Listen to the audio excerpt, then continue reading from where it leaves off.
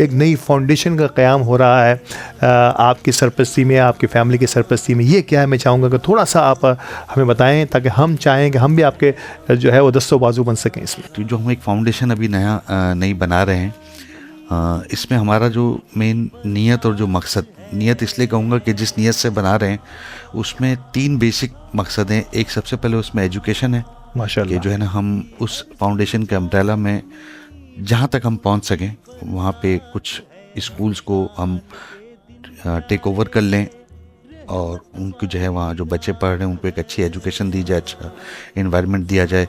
दूसरा जो है इसका मकसद जो हमारा है वो है हेल्थ के हवाले से, कि हेल्थ के लिए हम क्या काम कर सकते हैं। ज़रूरी नहीं है कि हम कोई बहुत बड़ा हॉस्पिटल बना सकें, नियत तो खैर है, बट ये कि मैं कोई ऐसी कमिटमेंट नहीं कर रहा हूँ। बट जितना आप खुद से कर सको, जाहिर है, ठीक है ना, जितना आप खुद से कर सकते हो, कबूल करने वाली ज़ात अल्लाह की है। तो हेल्थ के हवाले से है, और उसमें कुछ पॉलिसीज़ हेल्थ कार्ड को लेके है कि जो नीडी लोग हैं उनको हम हेल्थ कार्ड दें, ताकि हर हेल्थ कार्ड की एक लिमिट होगी, जो भी उसकी लिमिट हो, 5 लाख 10 लाख 4 लाख 3 लाख जिसकी फैमिली की जैसी कैपेसिटी हो। आपको मालूम है इस वक्त हेल्थ हमारे यहाँ बहुत महंगी है, एजुकेशन हमारे यहाँ बहुत महंगी है।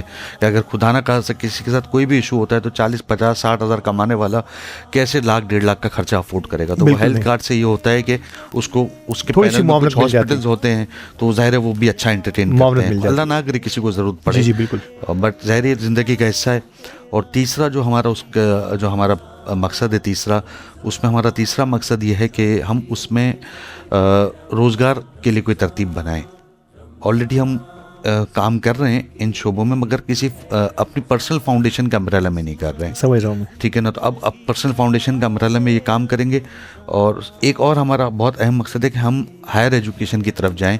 हमारी वो मेमन कम्युनिटीज़ के बच्चे जो मैट्रिक कर लेते हैं, इंटर कर लेते हैं, ग्रेजुएशन कर लेते हैं, इसके बाद अगर उनको पढ़ने का शौक़ है तो मजबूरी की वजह से काम पे लग जाते हैं, तो हम उनको CSS करवाएं या कोई ऐसी चीज़ करवाएं जिससे वो सरकारी ओहदों पे कहीं ना कहीं तैनात हो सकें। क्योंकि देखो अभी जैसे हमने कहा ना कि आप कराची मेमनों को सौंप दो, तो ऐसे नहीं सौंप जा सकता। उसके लिए लोग तैयार करने होंगे। पुलिस में भी आपका मेमन होना चाहिए, फौज में भी आपके कम्युनिटी के लोग होने चाहिए, सरकारी इदारों में भी आपके होने चाहिए।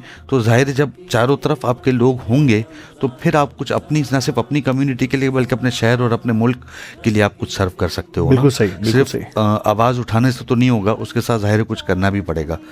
तो इंशाल्लाह इरादा है, बहुत नेक इरादा। हमने रमज़ान में इसकी पूरी तैयारी कर ली है, इसकी पेपर वर्क कंप्लीट कर रहे हैं। आसान प्रोसीजर नहीं है ये, इसके साथ बहुत सारी NOCs होती हैं, बहुत सारी चीज़ें होती हैं, तो इसमें थोड़ा टाइम लगेगा।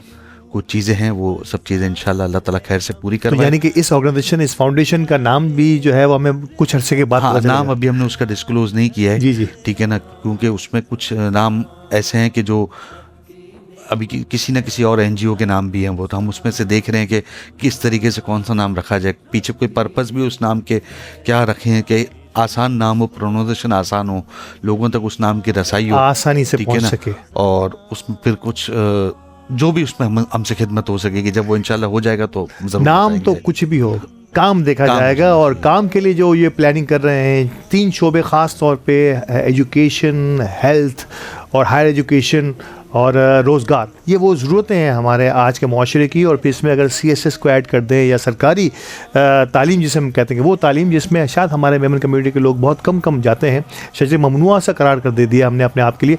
इसमें अगर कोशिशें होंगी, बहुत सारे और इदारे भी कोशिश कर रहे हैं इस पर, लेकिन हम सब मिलकर इसको आगे बढ़ाएंगे।